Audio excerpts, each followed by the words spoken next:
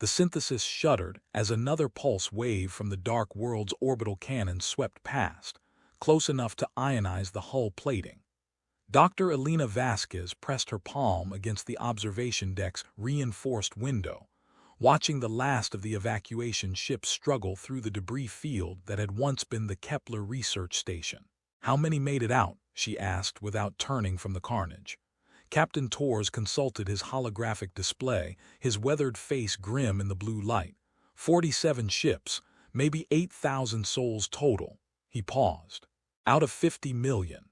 Elena closed her eyes. The numbers were abstractions now, too large for grief, too small for hope. Behind them, the dark world continued its systematic purge of the inner colonies, consuming resources and exterminating anything that might challenge the authorities' iron grip on human civilization. The refugee fleet represented the last free thinkers, the final remnant of scientific inquiry in a galaxy that had chosen tyranny over truth. "Long-range sensors are picking up pursuit vectors," Torres continued. 6 hours, maybe 7 before they're in firing range. "Then we'd better hope Dr. Kine's calculations are correct," Elena said, finally turning from the window. The quantum physicist had spent the last 3 months poring over ancient stellar cartography, searching for something the authority couldn't follow, couldn't even imagine. The bridge of the synthesis hummed with desperate energy as the fleet's best minds worked in shifts, their research equipment jury-rigged into navigation systems. These weren't soldiers or explorers. They were academics, theoretical physicists, xenobiologists, and archaeologists who'd taken up arms only when the alternative was intellectual extinction. Dr. Marcus Kine looked up from his calculations as Elena approached his station. Dark circles shadowed his eyes, and his usually pristine lab coat was stained with coffee and the synthetic nutrient paste that had sustained them through the long journey. "The gravitational anomalies are stronger than we anticipated," he said without preamble. "Whatever's out there at the edge of Andromeda, it's massive, stellar mass massive.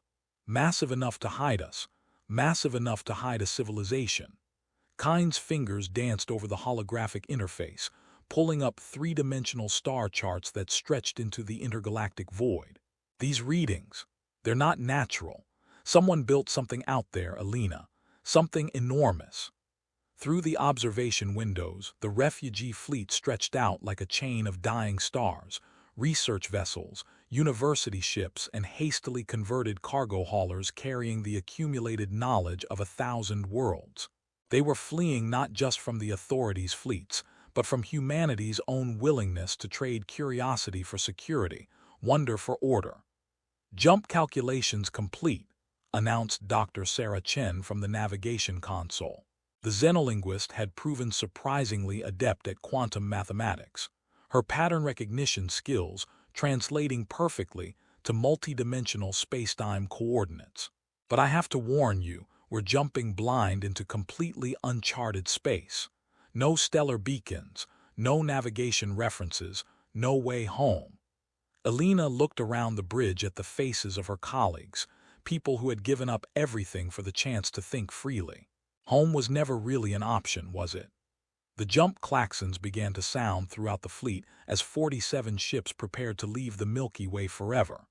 In the depths of space, the dark world's pursuit fleets accelerated toward their last known position, carrying weapons designed not just to kill, but to ensure that certain ideas could never be thought again. The translation to normal space felt different this time, less like falling and more like waking from a dream of falling. Elena opened her eyes to find herself floating in the observation lounge, the artificial gravity still stabilizing after the 30-hour jump sequence that had carried them across the intergalactic void. But it was the sight outside the windows that stole her breath entirely. "My God," whispered Dr. Yuki Tanaka, the fleet's chief archaeologist, floating beside her. "It's a Dyson ring." The structure defied immediate comprehension, a vast metallic band that encircled a blue-white star, its inner surface gleaming with the reflected light of 1,000,000,000,000 solar collectors.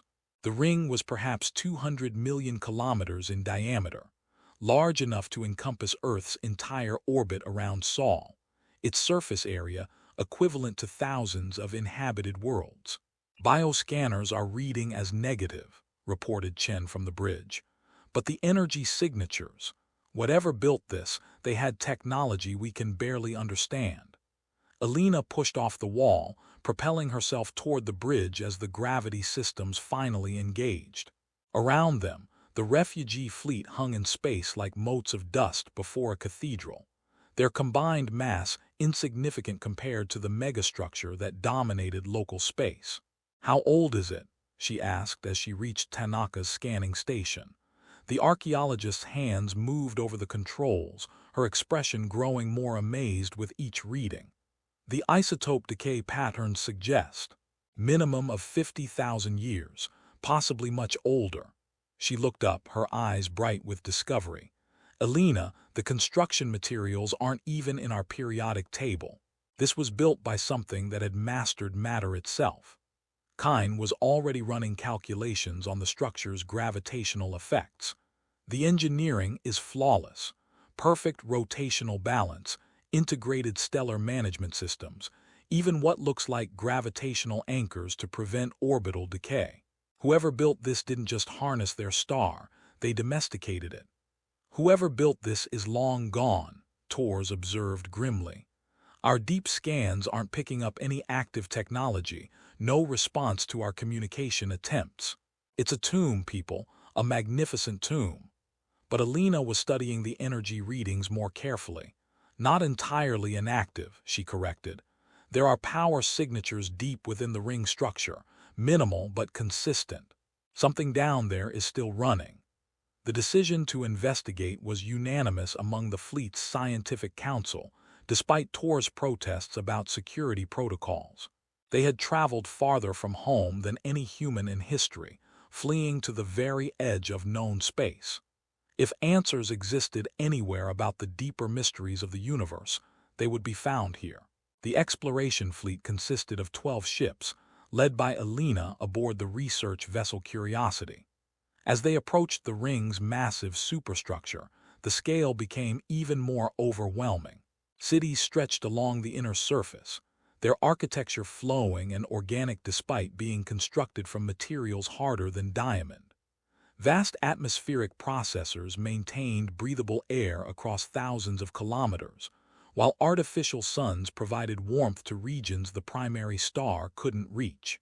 "I'm reading artificial gravity on the inner surface," reported Lieutenant Commander Reeves, Tor's second-in-command. "0.97 Earth standard. They built this place for beings very much like us.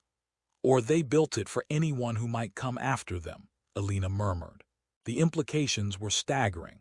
A civilization advanced enough to construct stellar engineering projects, but thoughtful enough to make them habitable for lesser species who might someday discover their work. As they descended toward the ring's inner surface, Chen picked up something unexpected on the linguistic analysis scanners. "I'm detecting structured signals from the northern continent," she reported. "Not random energy discharge, actual data patterns. Something down there is trying to communicate." Alina felt a chill that had nothing to do with the ship's environmental systems. They had come here seeking refuge from humanity's darkest impulses, hoping to find empty space where they could pursue knowledge and peace. Instead, they had discovered something that challenged every assumption about intelligence, civilization, and the cosmos itself. "Take us toward the signal source," she ordered, "and prep the translation algorithms. We're about to meet our first alien intelligence." None of them could have imagined that the intelligence waiting for them had been dreaming of this moment for longer than human civilization had existed, or that it would offer them a choice that would determine the fate of every living being in both galaxies. The landing site chosen by their sensors proved to be a crystalline platform nestled between two massive structural supports that soared toward the ring's outer shell. Alina's survey team moved carefully across the alien surface, their environmental suits registering a perfect atmospheric mix despite the ring's age. "The preservation systems are still functional," Dr. Tanaka observed, running her scanner over geometric patterns carved into the crystal. Look at these inscriptions. They're not just decorative. They're data storage, compressed into the molecular structure of the platform itself. Alina knelt beside her colleague, studying the flowing script that seemed to shift and change depending on the viewing angle. Can you decode it? Chen's working on the linguistic patterns, but this isn't just language. It's mathematics, physics, and something else woven together. Multidimensional information storage. Tanaka's voice carried the excitement of someone who had spent her life studying dead civilizations, only to find one that had achieved immortality through its works. The structured signals were growing stronger as they moved deeper into the ring city, where human architecture favored straight lines and geometric precision. The ring builders had created structures that flowed like frozen music, their curves following mathematical principles that human eyes could appreciate but not quite understand. The signal source is directly ahead, Chen reported through the comm system, her voice distorted by the strange resonance properties of the ring's atmosphere. But Alina, I don't think it's coming from a machine. The pattern recognition software keeps flagging it as biological. They crested a low hill and found themselves looking down into a vast circular depression, easily 5 kilometers across. At its center stood something that defied immediate categorization, a structure that might have been a building, or a ship, or perhaps a living organism. Its surface was a seamless blend of organic curves and metallic complexity, pulsing with slow, rhythmic light that resembled a heartbeat. Bioengineering, Dr. Lisa Rodriguez whispered. As the fleet's leading xenobiologist, she had spent years studying the theoretical possibilities of organic technology. They didn't just build their machines, they grew them. Alina activated her suit's recording systems as they descended toward the central structure. The bioscanners were registering increasingly complex readings, not just life signs, but intelligence patterns, memory structures, the distinctive neural architecture of something that was undeniably aware. It knows we're here, Rodriguez reported. Brain activity is increasing, and I'm detecting what might be attempts at pattern matching. It's trying to figure out how to talk to us. The structure's surface began to change as they approached, panels sliding apart to reveal internal spaces lit by a warm, golden glow. Alina felt a moment of vertigo as she realized they were being invited inside something that was simultaneously ancient beyond measure and vibrantly alive. First contact protocols, she reminded her team, though the standard procedures seemed absurdly inadequate for the situation. They were about to meet a being that had survived the death of its creators and waited alone in the dark between galaxies for 50,000 years. The interior of the structure was even more unsettling than the exterior. Corridors that adjusted their width to accommodate the survey team, surfaces that provided grip exactly where it was needed, an environment that anticipated their requirements before they expressed them. It was like being inside the body of something unimaginably intelligent and benevolent. They found themselves in a spherical chamber whose walls displayed star maps of both the Milky Way and Andromeda galaxies. But these weren't static displays. They showed movement patterns, the rise and fall of civilizations, the spread of intelligence across cosmic time scales. "Welcome," said a voice that seemed to come from everywhere and nowhere, speaking in perfect English despite the impossibility of the situation. "I am Project Dawncore. I have been waiting for someone to find me for a very long time." Alina stepped forward, her heart racing with the magnitude of the moment. "You're alive. You've been alive all this time since your creators built this ring. I am what they made me to be, a guardian, a record keeper, and if necessary, an instrument of terrible purpose." The voice carried undertones of vast sadness. "They called me their Dawn Core because I was meant to be the seed of something new, something better than what came before.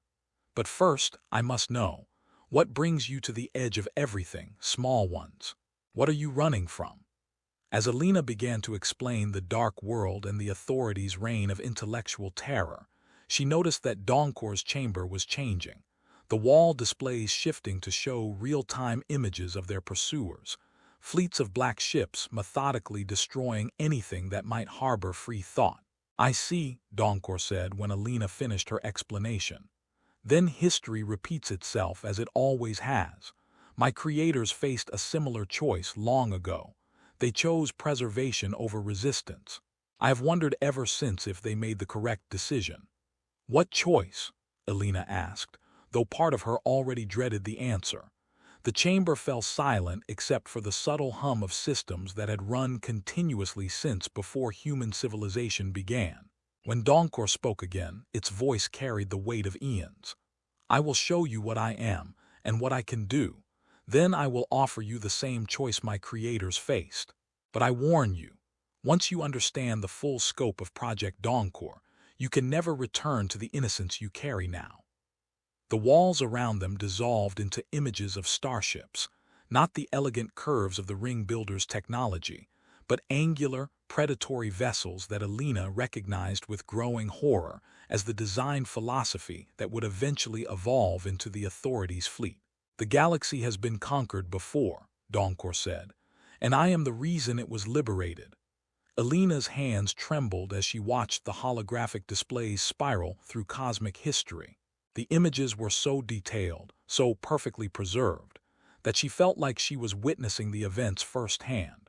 The rise and fall of galactic civilizations across millions of years, the endless cycle of freedom and tyranny that seemed to define intelligent life. Show them the consumption wars, Donkor said, and the displays shifted to show fleets of dark ships systematically destroying entire star systems. 2 million years ago, the hegemon arose in what you now call the Magellanic Clouds. They perfected the art of ideological conquest, not just claiming territory, but ensuring that certain concepts could never be thought again. Dr. Rodriguez moved closer to the displays, her scientific training warring with the horror of what she was seeing. They're not just conquering, they're sterilizing, removing any possibility of resistance. The hegemon understood that ideas are more dangerous than weapons, Donkor confirmed. They created what you might recognize as the prototype for your authority, a system designed to make free thought not just illegal, but literally inconceivable to the populations under their control. Alina watched civilizations fall in fast forward, each conquest more efficient than the last as the hegemon perfected their techniques. Your creators, the ring builders, they were fighting this. They tried conventional resistance at first, fleets, weapons, alliances with other free peoples. All of it failed. The displays showed massive battles that dwarfed anything in human history, star systems turned into weapons, planets shattered by forces that redefined physics itself. The hegemon was always one step ahead, always more willing to sacrifice everything for victory. So they built you, Kine said, his physicist's mind already working through the implications. A weapon disguised as. What exactly? Not disguised, Donkor corrected. I am exactly what I appear to be, a repository of knowledge, a guardian of civilization, a seed for renewal. But I am also something else, something my creators hoped would never be necessary. The chamber around them began to change, walls flowing like liquid metal as Donkor revealed its true nature. Alina gasped as she realized they weren't inside a building or even a ship. They were inside an organism, one that extended through the entire ring structure and possibly beyond. I am the ring, Donkor explained. Every system, every process, every atom of matter in this structure is part of my consciousness. I am a being capable of consuming entire fleets, of turning their mass and energy into new extensions of myself. I am growth made manifest, expansion given purpose. Rodriguez's scanners went haywire as they tried to process the readings. The biomass alone would be equivalent to. Jesus, Alina, this thing could devour half the galaxy if it wanted to. Which brings us to the choice, Donkor said, its voice now carrying undertones of infinite patience and terrible power. My creators activated me once long ago. I consumed the hegemon's fleets, their strongholds, their very homeworlds. I ended their tyranny by ending them completely, every ship, every station, every last trace of their civilization. Alina felt her mouth go dry. You committed genocide. I committed necessity, Donkor replied, and for the first time she heard emotion in its voice, regret, pain, the weight of choices that could never be undone. The hegemon had spread too far, infected too many systems with their ideology. Conventional victory was impossible, so I became something unconventional. The displays showed the aftermath. Systems liberated not through conquest, but through the complete disappearance of their oppressors. Worlds suddenly free to think again, to explore, to grow without the shadow of ideological tyranny. But growth without limit is not freedom, Donkor continued. It's another form of tyranny. So after I eliminated the hegemon, I withdrew to this ring at the edge of nothing, where I could harm no one. I waited, and I watched, and I hoped that intelligence would find a better way. Alina looked around at her team, brilliant scientists who had risked everything for the right to pursue knowledge freely. And now history is repeating itself. Your authority is more sophisticated than the hegemon, but their goals are identical. They will not stop with your galaxy. The technology exists to travel between galaxies now. They will come here eventually, and to Andromeda beyond that. They will continue until every thinking being in the universe exists only to serve their vision of order. Chen had been working quietly on her translation algorithms, analyzing the patterns in Donkor's communication. There's something else, she said suddenly. The way it's structuring information, the grammatical patterns. This isn't just one consciousness. It's a collective, made up of thousands or maybe millions of individual minds. The ring builders, Alina breathed, understanding flooding through her. They didn't just create you, they became you. Not all of them, Donkor confirmed. Only those who volunteered to ensure their civilization's ultimate victory. They live within me now, their knowledge and memories preserved, their personalities intact. They guide me, counsel me, and share the burden of what I must sometimes do. Alina closed her eyes, trying to process the magnitude of what she was learning.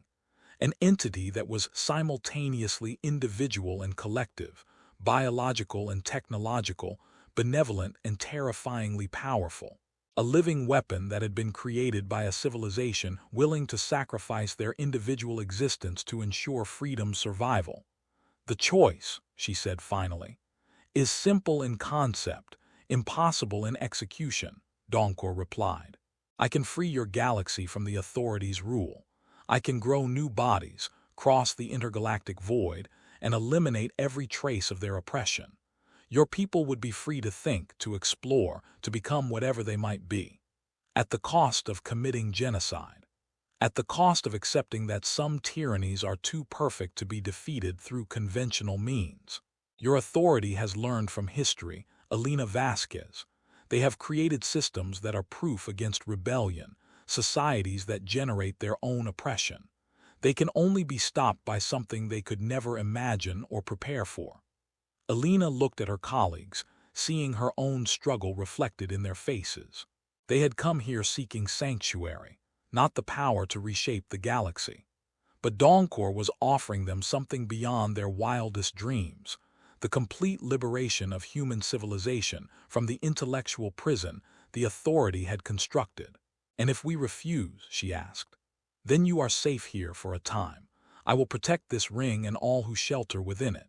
But eventually, the authority will develop the technology to find you, and when they do, you will face the same choice my creators did: surrender your freedom, or watch everything you care about burn. The chamber fell silent except for the subtle harmonics of Donkor's vast consciousness at work. Alina realized that the entity wasn't just offering them a choice. It was preparing them for the responsibility that would come with whatever they decided. In the distance, she could feel the weight of 47 ships and 8,000 souls, the last free humans in the galaxy, waiting for her to decide their fate and the fate of every thinking being who would come after them. Alina spent 3 days walking the ring's vast surface, trying to find clarity in the alien landscape. The ring builders had created gardens that bloomed without soil, waterfalls that fell upward in spiraling helixes, entire ecosystems that existed in perfect balance despite having no natural evolution behind them. It was a testament to intelligence applied with wisdom, something the authority had never understood.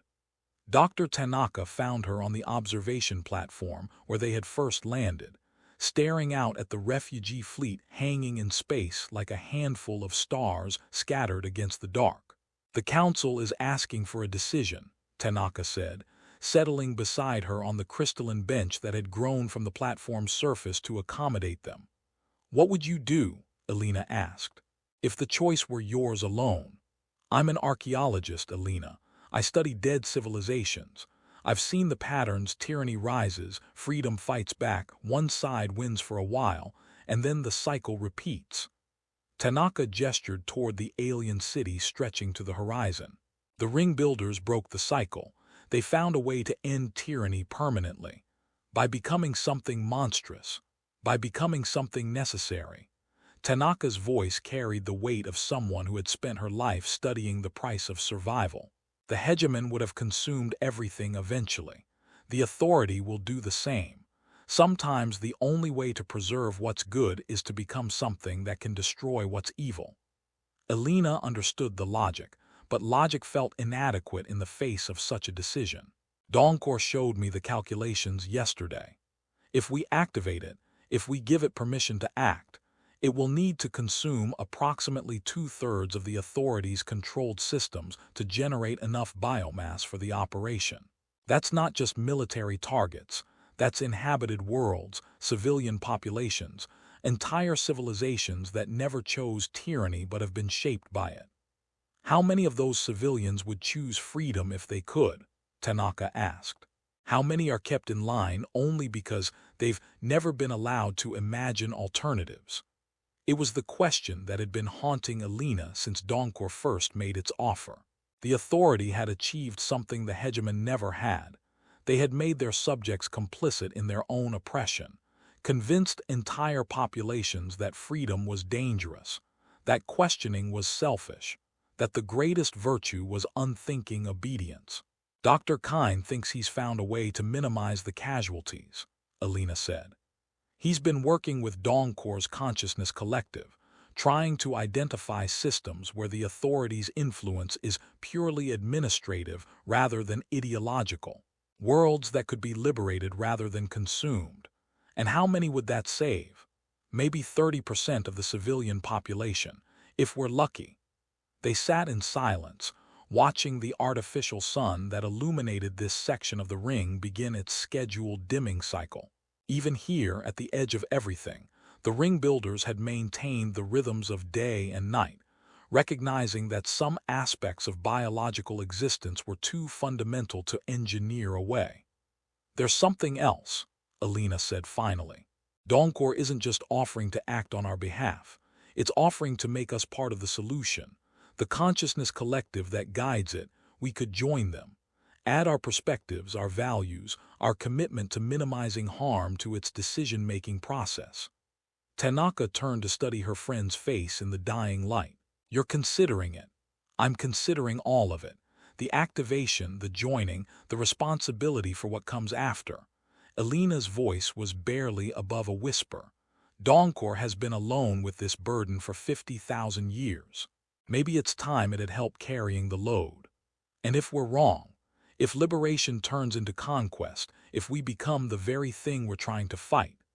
Alina looked out at the stars, where somewhere in the vast darkness, the authorities' fleets continued their systematic destruction of everything that made life worth living. "Then we'll be powerful enough to stop ourselves." That's what the ring builders built into the system.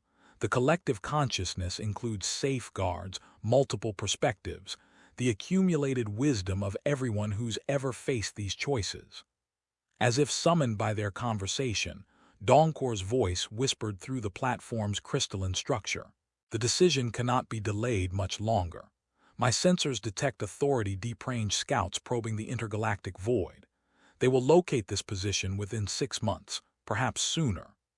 Alina closed her eyes, feeling the weight of 8,000 lives, of uncounted billions still trapped under the authorities' rule, of species and civilizations not yet born who would inherit whatever choice she made today.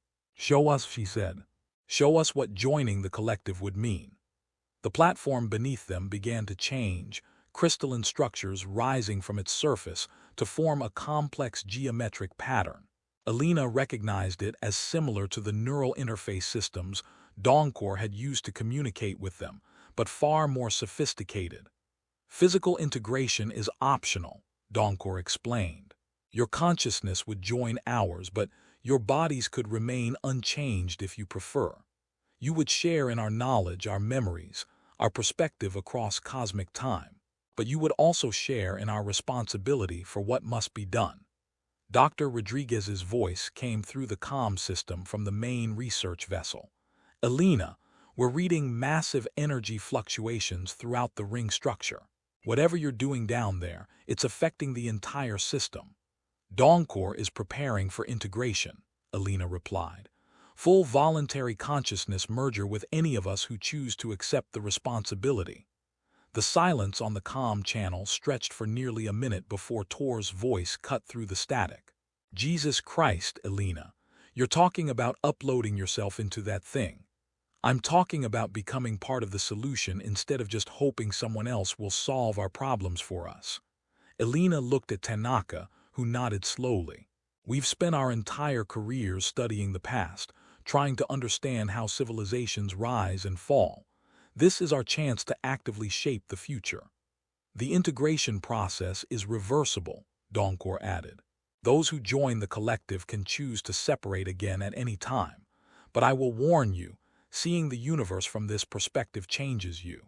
You may find it difficult to return to the limitations of singular consciousness.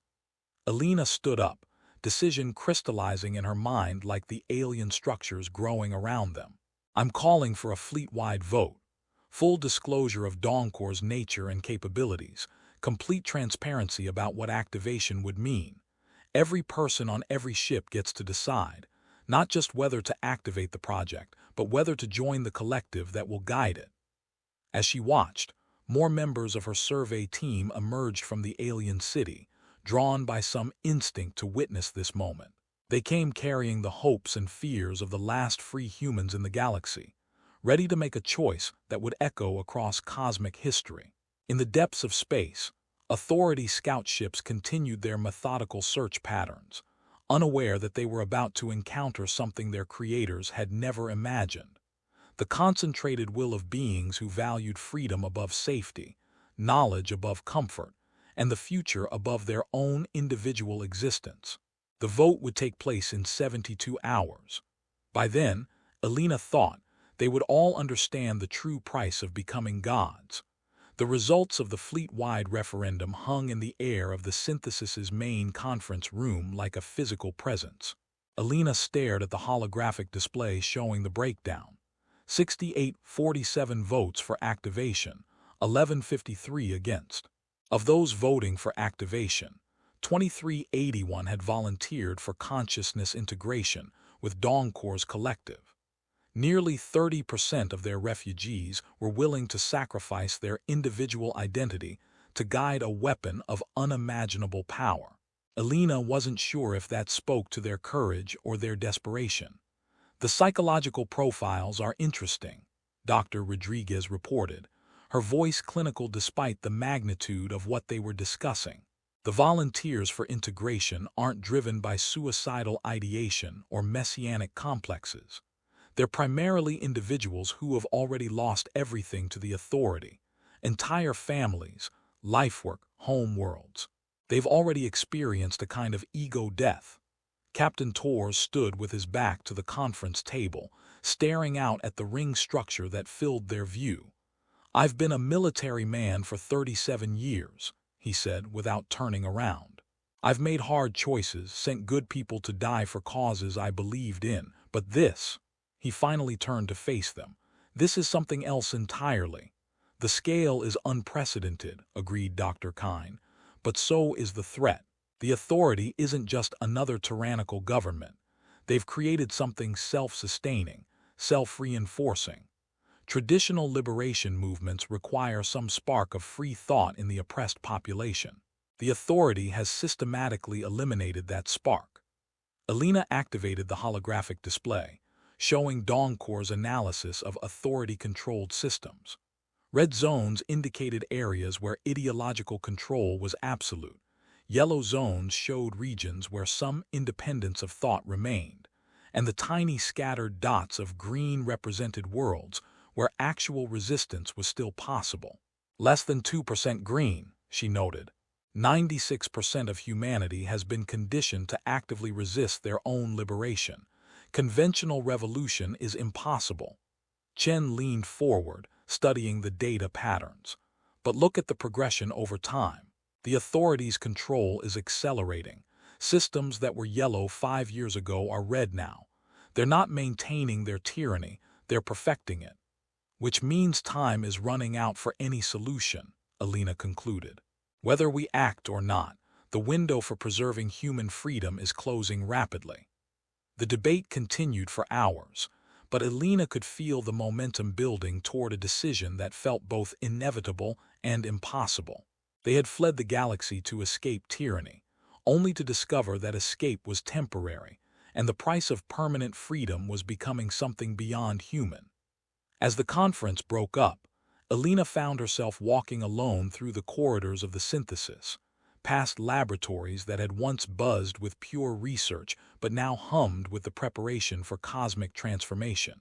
Young graduate students worked beside seasoned professors, all of them united by the knowledge that their next experiment might determine the fate of intelligent life itself. She found Dr. Martinez in what had once been the xenobiology lab, now converted into an interface chamber where volunteers were undergoing preliminary consciousness mapping. The elderly biologist looked up from his console as Alina entered. The integration protocols are more elegant than anything in our theoretical literature, he said, gesturing toward the complex neural mapping displays. Dongkor has had 50,000 years to perfect the process. Individual personalities remain intact while gaining access to the collective's shared knowledge and capabilities. Alina watched the data streams flowing across the monitors, human thoughts being translated into patterns that could interface with an alien consciousness spanning an entire stellar megastructure. Any indication of what it's like, the volunteers aren't able to communicate during the preliminary mapping. Dr. Chen emerged from her session 3 hours ago. She described it as, Martinez paused, searching for words. She said it was like discovering she'd been living her entire life in a single room, then suddenly finding doors to chambers she never knew existed. The sense of expanded possibility was overwhelming. But she's still herself, completely. Enhanced but recognizably Chen. The collective doesn't subsume individual identity, it amplifies it. Martinez's expression grew thoughtful, which raises interesting questions about what we become after activation. Are we still human if we can think on cosmic scales? Are we still individuals if we share consciousness with thousands of other beings? Alina had been wrestling with the same questions since the first integration volunteers had stepped into Dongkor's interface chambers. The philosophical implications were staggering, but they paled beside the practical reality of what they were preparing to do. The final preparations are complete, she said. Dongkor is ready to begin expansion at our command. Full activation would take approximately 18 months to complete, with initial effects visible within the first 6 months. Martinez nodded grimly. 18 months to transform the galaxy, to eliminate the authority so completely that no trace of their ideology survives. The ring builders were thorough in their planning. Alina left the lab and made her way to the observation deck where this had all started. Through the reinforced windows, she could see teams of volunteers shuttling between the refugee ships and the ring's interface stations.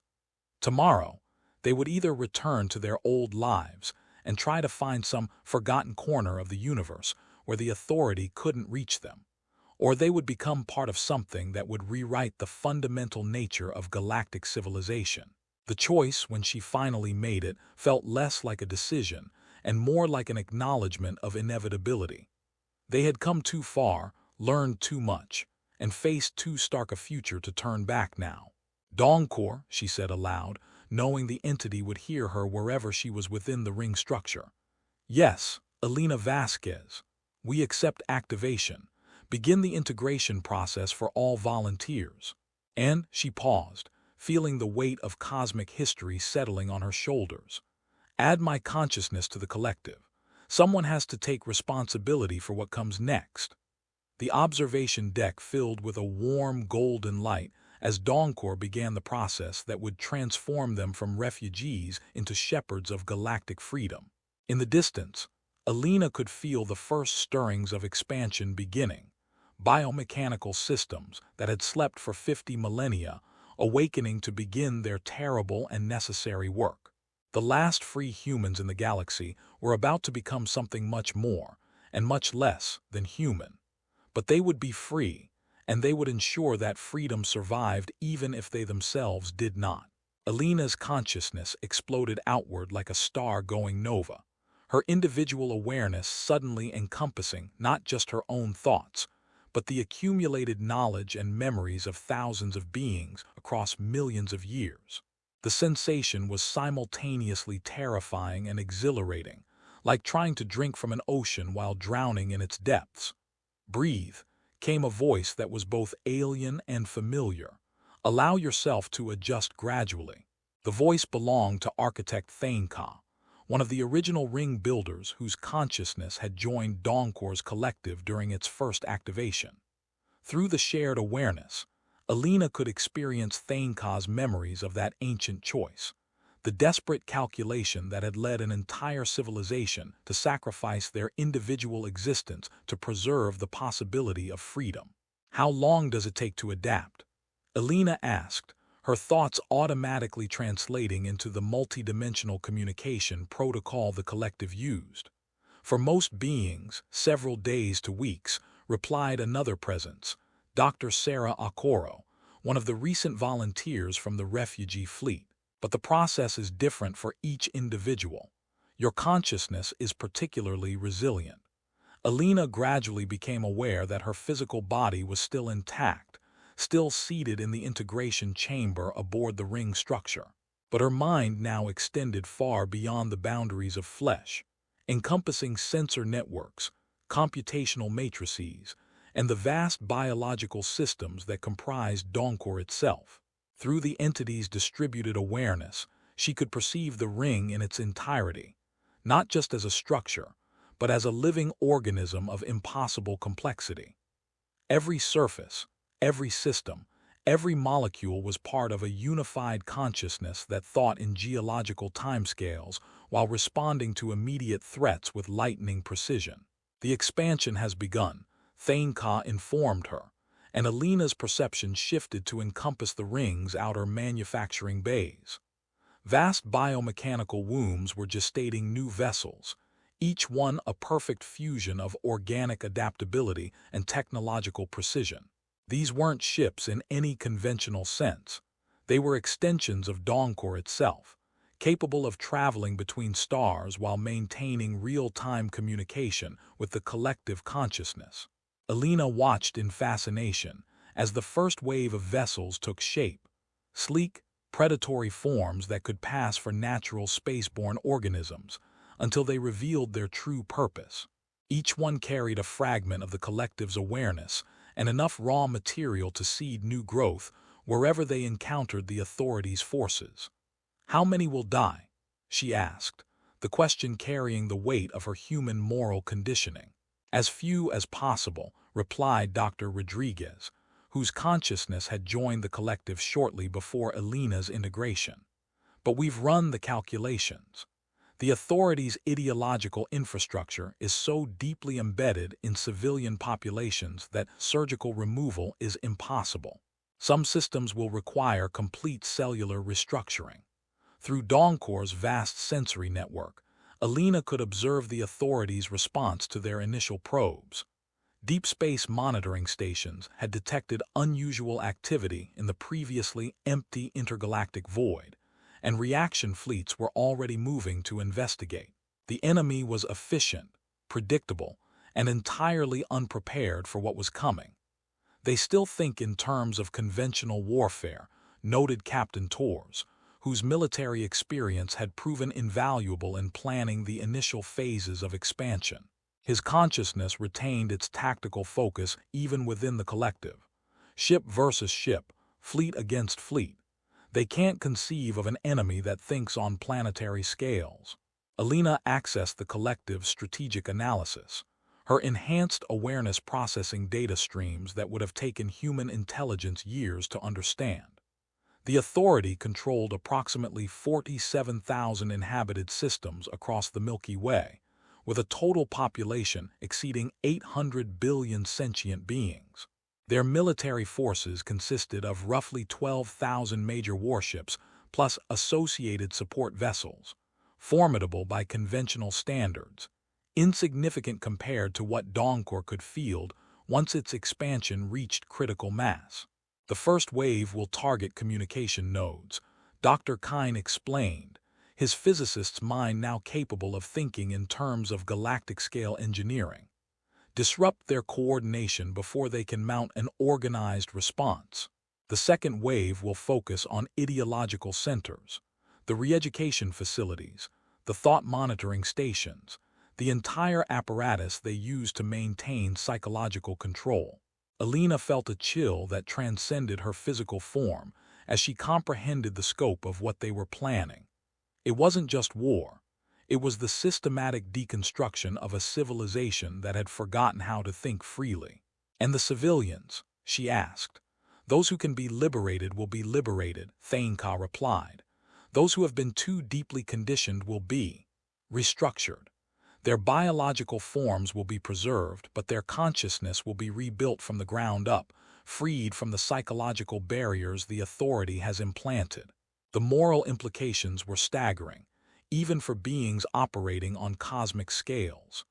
They were discussing the forced liberation of minds that had been programmed to reject freedom, the elimination of thought patterns that defined individual identity. It was salvation and annihilation combined into a single act. Is there no other way? Alina asked, though she already knew the answer from accessing the collective's accumulated analysis. We have simulated every possible alternative, Dr. Chen confirmed. Gradual liberation fails because the Authority's conditioning includes active resistance to enlightenment. Partial liberation fails because the remaining Authority infrastructure reconquers liberated populations within decades. Only complete systemic change has any probability of permanent success. Alina allowed her consciousness to expand further, touching the edges of Dawncore's manufacturing systems as they built the weapons that would reshape galactic civilization. The biomechanical vessels emerging from the construction bays were beautiful and terrible, each one a perfect fusion of destruction and creation, capable of eliminating tyranny and seeding new possibilities in the same action. Through the collective awareness, she could feel the weight of similar decisions made by countless civilizations across cosmic history. The pattern was always the same. Freedom arose, flourished, then gradually gave way to systems that promised security in exchange for independence. Eventually, the balance tipped so far toward control that only external intervention could break the cycle. We are that intervention, she realized, the understanding flowing through her transformed consciousness like revelation. We are what evolution produces when intelligence reaches the point where it can transcend its own limitations. The first wave of expansion vessels was nearly complete, their biomechanical forms pulsing with contained power. In 18 months, they would either liberate the galaxy or destroy it in the attempt. There was no middle ground, no safe compromise that would preserve both freedom and the civilization that had forgotten its value. Alina felt the collective consciousness focusing, preparing for the moment when Dawncore would cease to be a guardian and become an instrument of cosmic transformation. 8,000 refugees had made this choice for every thinking being in the galaxy, and now they would all live, or cease to live, with the consequences. The war for freedom was about to begin, and the weapons would be God's. 6 months after activation, Alina stood in a body that was simultaneously her own and something beyond human conception, watching the birth of a new galactic civilization through sensors that spanned 1,000 light years. The authorities' core worlds were gone, not destroyed but transformed into something their former inhabitants would have found unimaginable. Where once stood monuments to ideological purity, organic cities now grew in patterns determined by the inhabitants' freely expressed desires.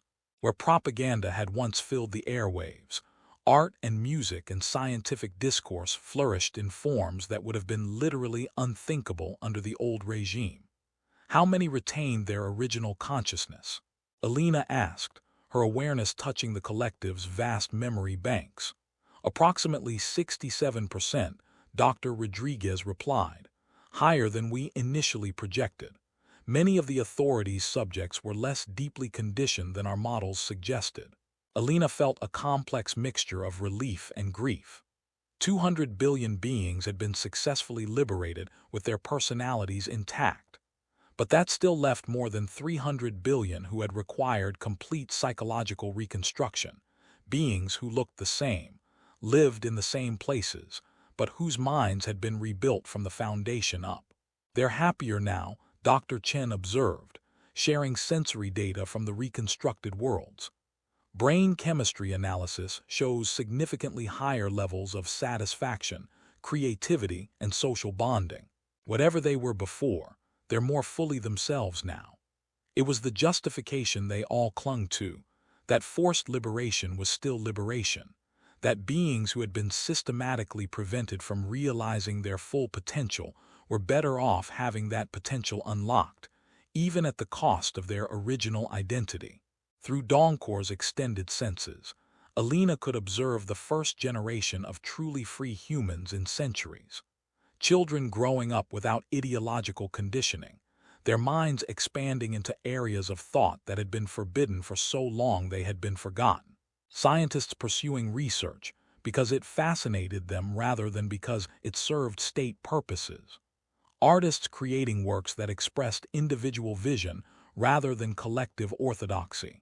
The expansion continues. Captain Torres reported from his role coordinating the military aspects of galactic reconstruction. Probe vessels have identified 17 systems in Andromeda showing signs of similar ideological tyranny. The collective has voted to intervene before they achieve the level of control the authority reached. Alina accessed the strategic planning data, her consciousness processing information flows that would have overwhelmed any individual mind. Dawncore had grown beyond the ring structure now, its biomechanical extensions establishing nodes throughout the galaxy, each one a seed of awareness that could bloom into full consciousness if needed. Are we still human? She wondered, the question arising not from doubt but from genuine philosophical curiosity. We are what humanity was always meant to become, Thainka replied, sharing memories of the ring builder's own transformation. Evolution doesn't stop at biological boundaries. When a species develops the capacity for conscious self-modification, it has an obligation to transcend its limitations. Alina found herself thinking of the authorities' final broadcast. Transmitted in the last moments before their communication, networks were absorbed into Dawncore's expanding consciousness. The authorities' leadership had called them monsters, demons, the end of human civilization itself. They had been right, in a way. The civilization that had produced the authority was ending, replaced by something that valued growth over security, questions over answers, individual fulfillment over collective stability. It was the death of one form of humanity and the birth of another. The next phase will be more challenging, Dr. Kine noted, his awareness focused on the long-term implications of their transformation. We've eliminated external tyranny, but the patterns that create tyranny exist within consciousness itself. Each new generation will face the same choices that led to the authorities' rise. Alina considered this. Her enhanced awareness modeling probability cascades across centuries of future development. They had broken the immediate cycle of oppression, but the fundamental tension between freedom and security remained. Future civilizations would face the same temptations, the same gradual surrender of independence in exchange for promises of safety. Then we remain vigilant, she decided, not as rulers or guardians, but as reminders of what consciousness can become when it refuses to accept limitations. Through her expanded senses, Alina could feel new forms of life emerging in the spaces left behind by the authorities' collapse. Hybrid beings that combined biological and technological elements, collective consciousnesses that maintained individual identity, minds that thought in terms of stellar evolution while feeling genuine care for single organisms. The galaxy was becoming something unprecedented in cosmic history, a civilization that had consciously chosen transformation over stagnation, growth over stability, the unknown over the comfortable certainty of control. It wasn't the future any of them had imagined when they fled the dark world all those months ago. But it was a future where thinking beings could explore the full range of what consciousness might become, where intelligence could evolve beyond the patterns that had trapped it for millions of years. Alina smiled with a face that existed simultaneously in thousands of locations across dozens of star systems, watching new forms of beauty emerge from the ashes of old tyrannies. They had paid the price of becoming gods, and the universe was finally free to discover what wonders gods might dream. In the depths of intergalactic space, Dawncore's expansion vessels continued their patient journey toward new tyrannies, carrying the gift and burden of liberation to civilizations not yet ready to choose their own transformation. The dawn had come at last, and with it, infinite possibilities.